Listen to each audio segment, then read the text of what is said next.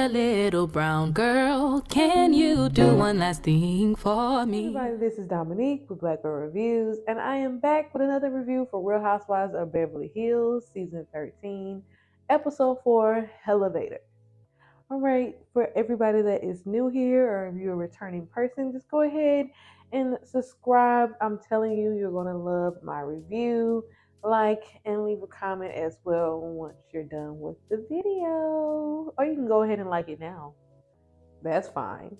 And leave a comment on the video. Okay, so we're just gonna get right into the episode. It started off with Dorit FaceTiming PK. She's showing the pool area, and she was like, "What up, babe? What up, PK? What up, babe?" However her accent goes. What up, butter lumps, butter cakes? And they talk about. She asked him what he's been doing. He's like, "Oh, I went out to have lunch with Mo, or dinner with Mo." She was like, "Yeah, I heard that they've been having a hard, rough time." Yeah, he's like, "Yeah, it's been a while since we had our one-on-one time together, pretty much." Kyle FaceTime Mo. I did notice that he did not turn on the camera, though. She was on camera. And she asked him what he was up to, and he said he went out to dinner with PK, and he did. That's all he said. And she was like, "Okay, so how was it? Like, what did y'all talk about? Can you make this enjoyable conversation because you just short?" And he was like, "Oh yeah, we had a great dinner. Oh no, I'm going the wrong way. Oh no, I didn't turn right. I gotta go. Oh yeah, you look good." She was like, "Thanks." Awkward. Crystal and Erika go to lunch together, and they pretty much recap what happened at Magic Mike the night before, and it was talking about how Sutton had this major freak out. Then they switch over to Garcelle and Sutton on a gondola ride, which I've been to that hotel before. It's pretty nice. I don't like, this is random, but I do not like places that have like sky murals on the wall. Like it looks like the sky. Like it looks so cheesy to me. I hate it. I'm like, it looks so cheap and dated. But they went on a gondola ride and they tried to discuss what happened the night before and, talk about, each other's feelings and stuff like that. But the guy on the gondola ride was like, "Oh, la, la, la, la, dee, dee, dee, dee, dee, dee, dee." He started, and then he sounded like he would stop, and they were like, "But let me tell you," and he's like, "No, la, dee, dee, dee, dee, dee, dee, dee." And they both was like, "I didn't know they sung on this thing. This is kind of interesting." So they pretty much didn't really get to talk because he pretty much was singing through the whole gondola ride. Okay. So then Dorit and Kyle went out to, I think, lunch. Yeah, lunch. And they talked about pretty much a short version of recapping of what happened to Sutton. But Dorit is on a mission to find out what is going on with Kyle and Mo. She is adamant on asking every time she has a one-on-one with Kyle, like, "Okay, so what's going on with you and Mo? Like, y'all don't seem as close as y'all used to be. Like, what's happening?" Like, I could tell it's something. You can tell Kyle kind of like hesitant on saying whatever that something is. Then it came up with Dorit asking Kyle, like, "What really made you decide to go sober? Did it have something to do with your sister and that whole issues with your sister last year?" And she was like, "No, I just wanted to be clear. Like, I just want to have a clear mind." And then in the confessionals, Sutton was just like, "Oh, it's a crisis, midlife crisis." And Garcelle was like, "I kind of miss the old Kyle. Like, bring the old Kyle back. She was fun. She was fun." And I can see it on Twitter that everybody trying to make it seem like, why they just can't let Kyle have be sober? Why they always want to push alcohol on people? Come on now. Come on now. This is no one can tell me this is not a dramatic change for Kyle when she's been do the splits, turn her ponytail in the air every season. Like I told y'all, I've been watching some season 1. I've been trying to catch up, but I might skip some seasons because the seasons I'm on, I think I'm on season 4. It is boring, so I might just skip this season. But every season, Kyle is doing the splits. She. I don't want to say twerking. She ain't twerking. She just be doing the splits and opening her legs and bending into the splits. Like she look at me, I'm flexible. But that's Kyle. So going from that to seeing Kyle like literally not drink at all, and she just. I'm not saying I haven't. It's like this is on episode 4, so I haven't seen much of how Kyle is sober, but y'all can't tell me people won't feel like, dang, you changed since you're not drinking. You know what I mean? But hey, I'm proud of Kyle. Go the sober route. Things change, you know? She wants to be clear-minded. So the next scene, not next scene, but they skip back over to Crystal and Erika. Crystal asks her, like, hey, you know, I know there's been a lot of changes in your life, but do you ever miss your old life? And she was like, not really, but kinda. It's like I miss like the holidays and stuff like that, and I was having to worry about that. But other than that, not really. I like my freedom so much. Kyle and Dorit is still talking about their relationship, and Kyle says right now she's clear and she doesn't drink, but you know, sometimes she feels some type of way that Mo still goes to events that she don't want to go to because most of all the work events are rooted around drinking, and that's not what she's on anymore. Right now she is on this journey of not drinking, and you know, he's not. So Dorit asks, are you worried about the future of your relationship? And this was a good question. I was like, okay, what are you? And she said, yes, right now I'm not happy. And in her confessional, she was like, I'm worried that, you know, I'm working on my insides and he's working on work. And she doesn't want to go down the line of like further down the line of their marriage to the point where they don't even have nothing in common and they don't even have nothing to talk about, which was deep. And I was like, ooh, okay, all right, that's deep. Garcelle has lunch with her son and Sutton, and they sit down and talk about the whole Vanderpump situation where he was caught kissing some girl, Raquel, I think. Don't get me to lie, y'all. I don't watch Vanderpump, which I'm thinking about watching Vanderpump, but I don't know. I might. I don't know. I might.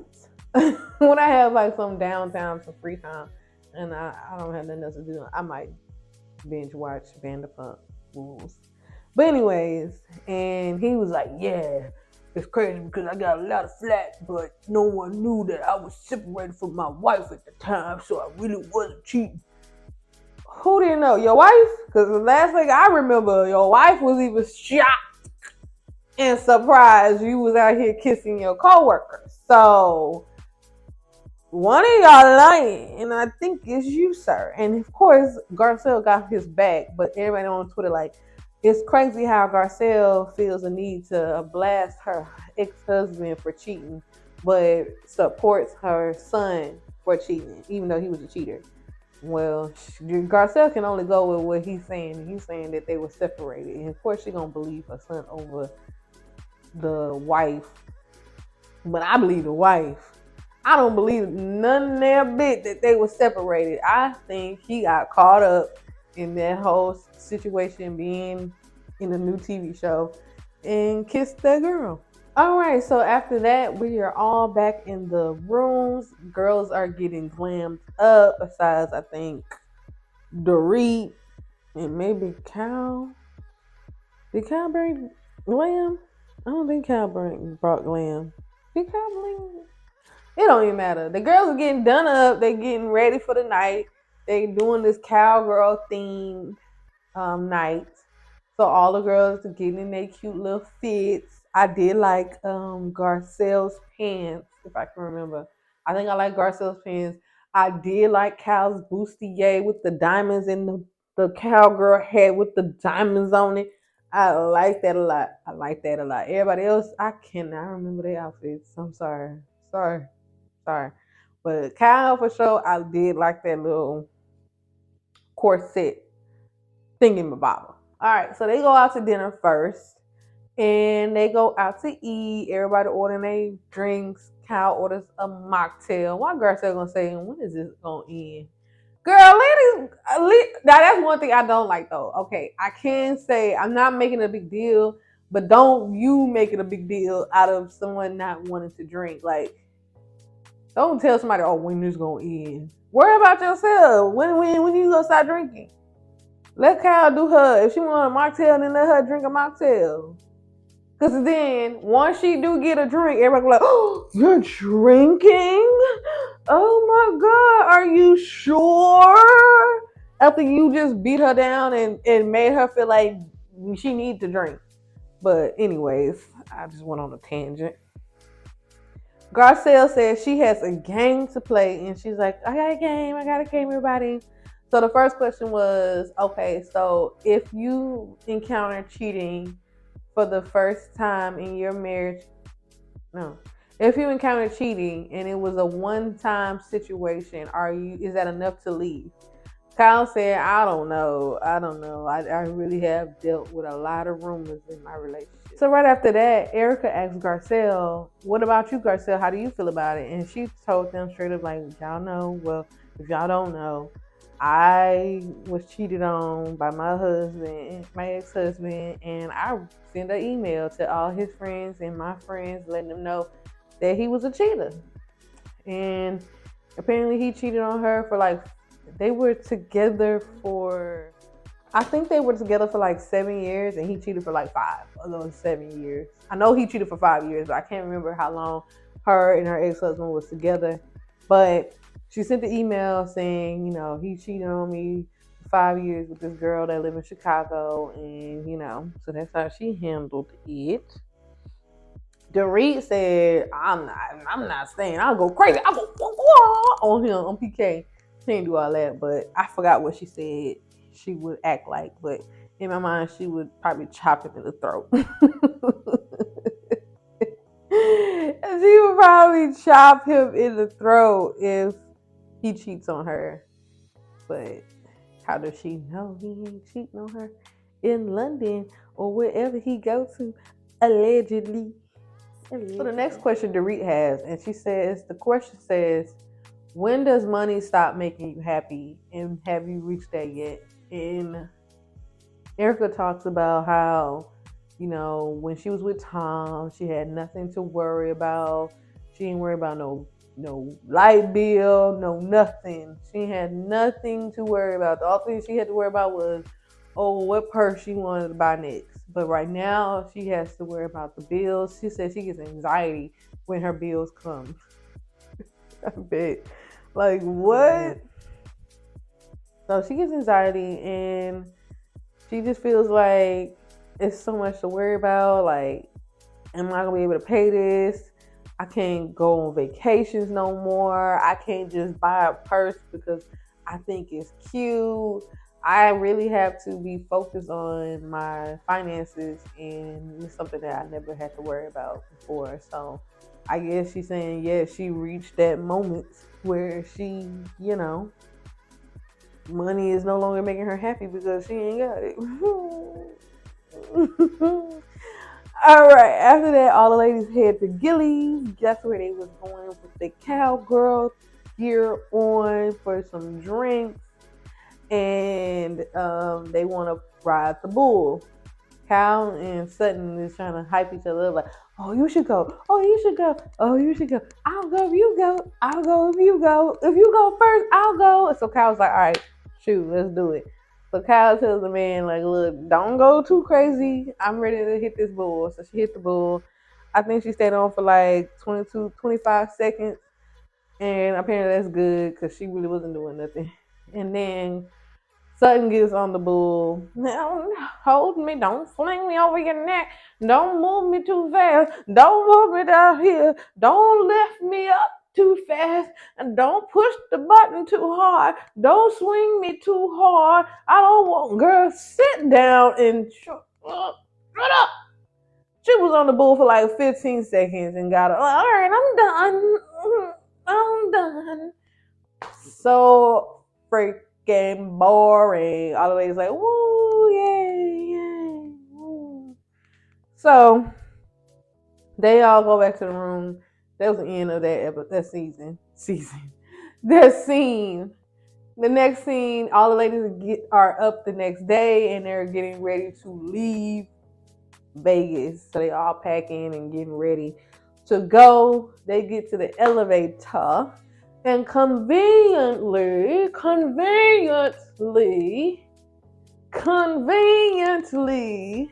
Erika's friend Mikey, is on the elevator, who is part of the whole Magic Mike situation.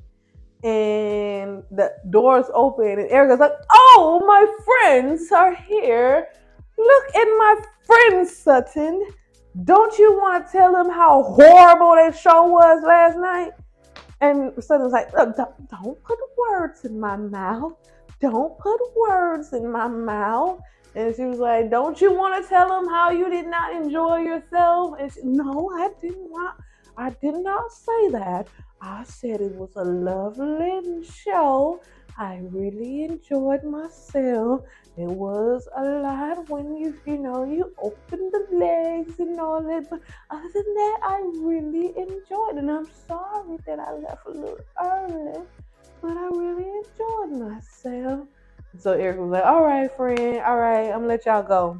So they leave and they catch the next elevator down to the lobby to go to the Sprinter van.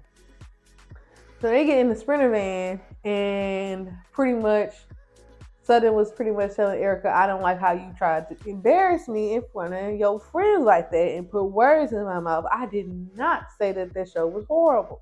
So Erika responds and says, "Well, you the one who walked out and made a big deal out of the whole thing." And Sutton was like, "I did not make it a big deal. I just left by myself. I didn't tell the other girls to follow me." And Dorit was like, "Well, when they did follow you, you really could have just came back in so Garcelle and Kyle could have enjoyed the rest of the show like the rest of us." And she was like, "Well, why I couldn't just be out in the lobby by myself? Why did y'all have to come anyway?" Right here. Okay, so Kyle said, "The only reason why I didn't go back in is because you seem really unhinged at the moment." And Garcelle agreed. She was like, "Yeah, you kind of was." And Sutton was just like, I just needed a moment. I just needed a moment to myself."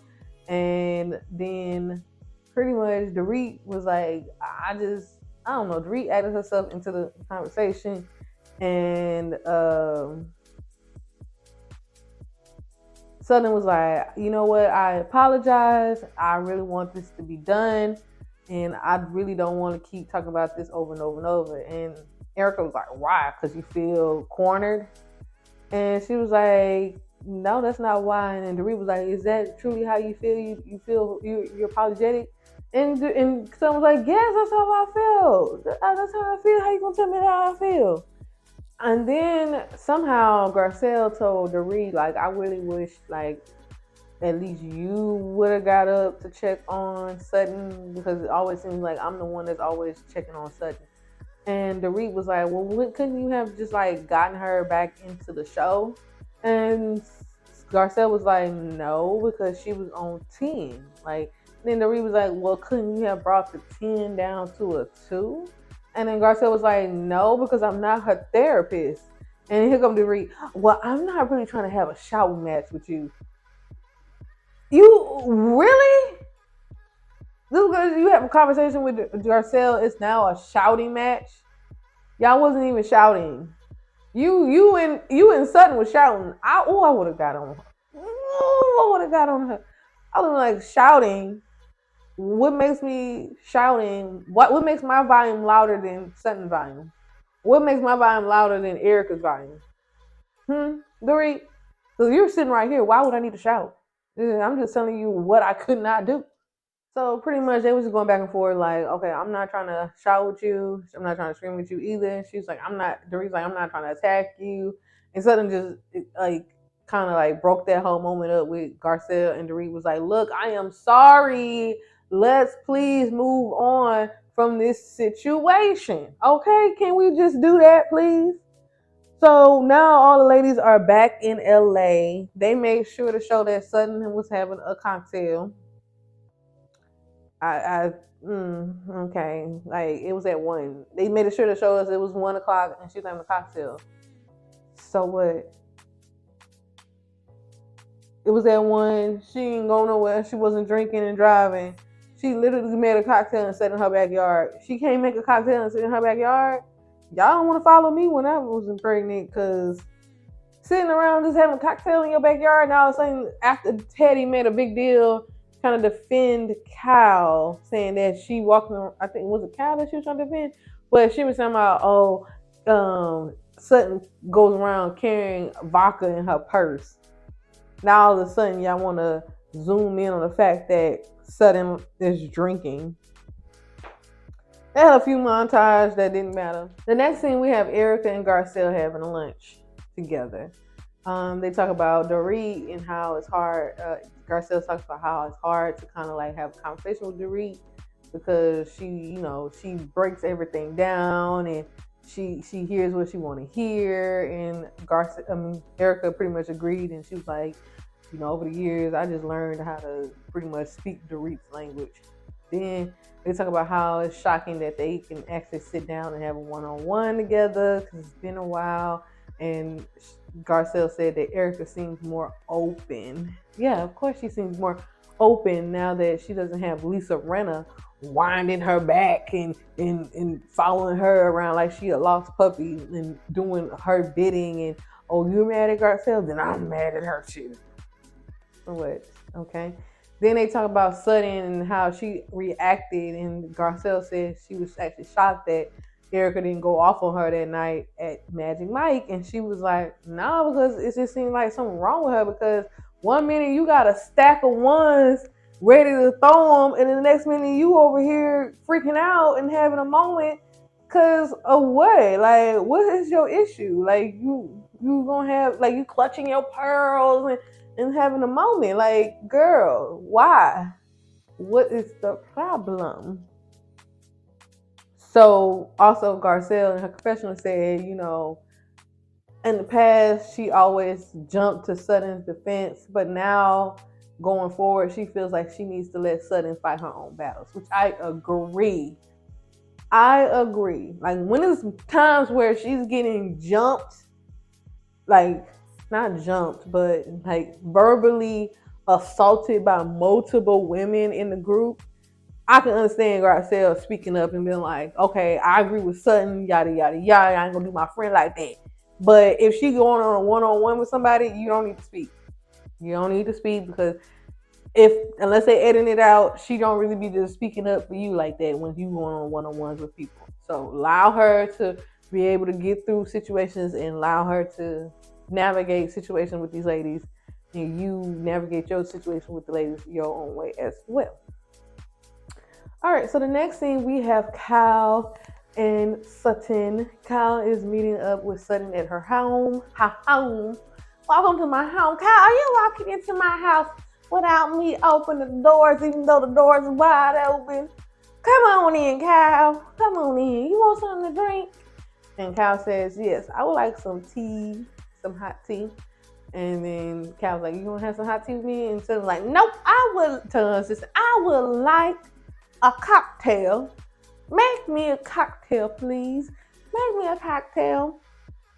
So he makes her a cocktail, and they decide to sit down. He makes a big pitcher of tea, I think, if I'm not mistaken. It was a lot of tea in the glass container. It was nice, but of course, it's Sutton. She has money. I looked up her price of her home. It was $5 million. For some reason, I thought it would be more, but I'm pretty sure she put more into it because she had to renovate it and gut it and renovate it and make it look nice.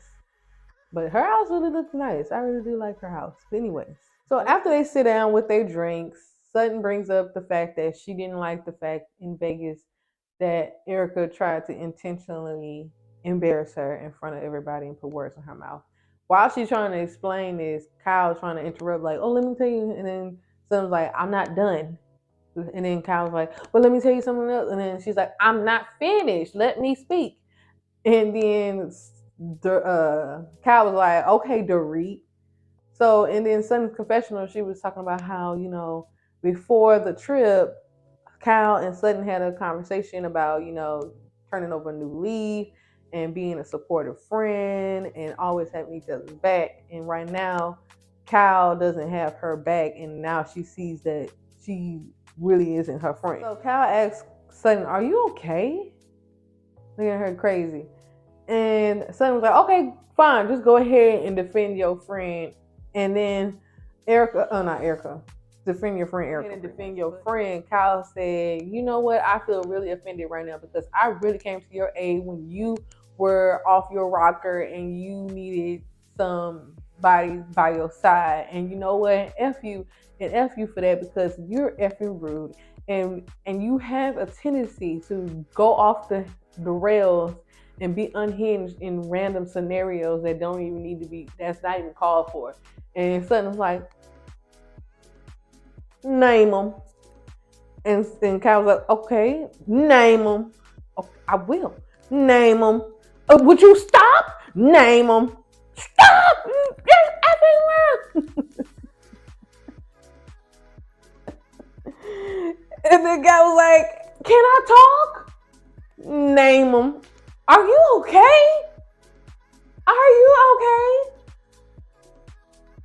Name them.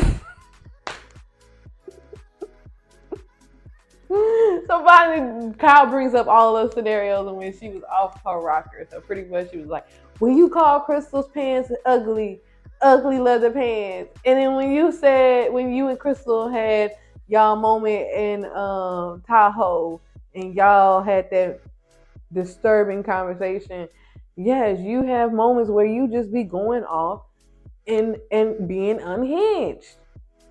So that's pretty much when the episode ends. And yeah, the name them. Okay, well let me name them. Okay, well let me say name them. But let me finish. Name them. Can I talk?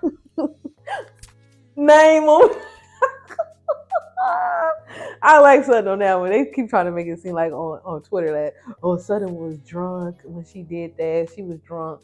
She wasn't drunk. She wanted her to name them. All right, y'all. That's the end of the episode. I like this episode. I probably give it a B. It was all right. I got scenes that I really didn't need. It was real filler, end of the trip filler episode.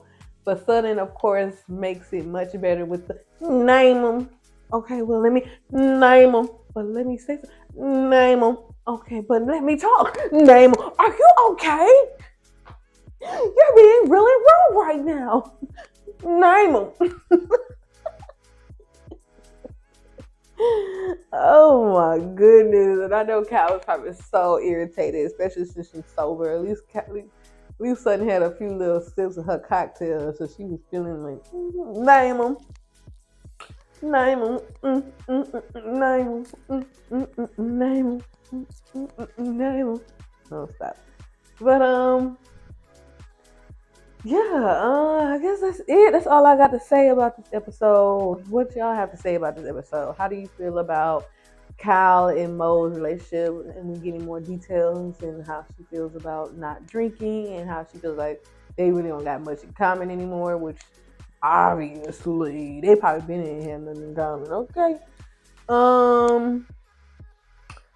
How you feel about Kyle going off on Sutton at the end of the episode? How you feel about Erika and Garcelle's new buddy friendship and them trying to get along? I wonder how long that's going to last. But yes, we can definitely see a turn in Sutton's and Kyle's friendship at that moment. And I can't wait till she gets on Kyle's like, oh, what's going on with you, Kyle? Oh, she having relationship problems. Kyle's like, why would you bring that up in the front of the group? Even though she does the same thing. So I don't feel bad for you, Kyle. All right, y'all. I think that's all I got to say, honestly. I'm not going to drag this ending out too long. Go ahead and like and subscribe and comment and share my video with your friends, family, coworkers, anybody that loves Real Housewives of Beverly Hills.